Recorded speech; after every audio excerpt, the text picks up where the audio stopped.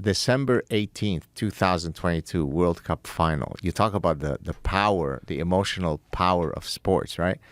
My family and I were sitting and watching the World Cup final, and we had the extent to which we were emotionally vested in Messi winning the World Cup can only demonstrate the beauty of sports, right? Because here's a guy that, right, we've never met him. Right.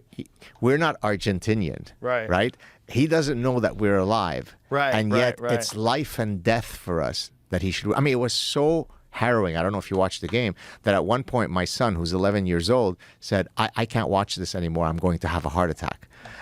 That's the power of sports, that it can pull us in and it can make us truly tribal. And in my case, before you interject, it was kind of driven, my desire for him to win was driven by really a purity strand. It was that it seemed cosmically unjust for the greatest soccer player of all time to not have won the World Cup. So when he won it, to me, it seemed like the world is right. Beauty has won. I get it. Look at That's this guy. awesome. And I should add, what a guy, right? Humble, sweet, family man. What's fascinating to me is, as happy as they are, the people on the other team that were rooting for the team, they're devastated right now. Yeah. Things happen, right? People are trying to control things and people are charging forward. It's possible that there's an opening just big enough for anyone to get 3 yards. Right. Or 1 yard, rather, 3 feet. Do you think you could step on a soccer field and look anything short of a complete moron? No, impossible. Now, I actually saw you recently, and I was really delighted to hear that, where you were singing the praises of how fit soccer players are. Oh, my God. We went to see the games here in Austin.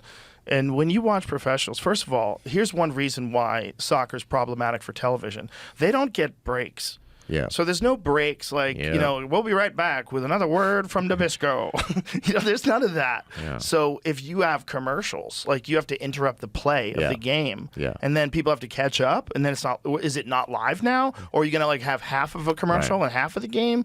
Like, what are you going to do? Yeah. How are you going to do that? Because they don't stop. They just keep going.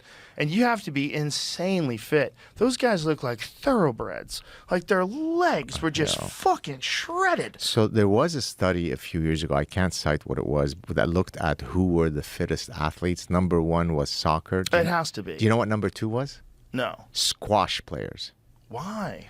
I'm guessing because there are a lot of those very, very quick accelerations that you have to engage in to be able to get the ball is very dead, right? And so you really have to have this incredible quickness to be able to.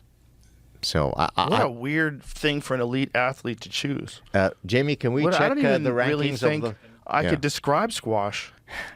You know, I tried to play it. I got very claustrophobic. Really? I'm being serious because. Let me see what it looks like. Well, Show me a squash game. It's like a racquetball, right?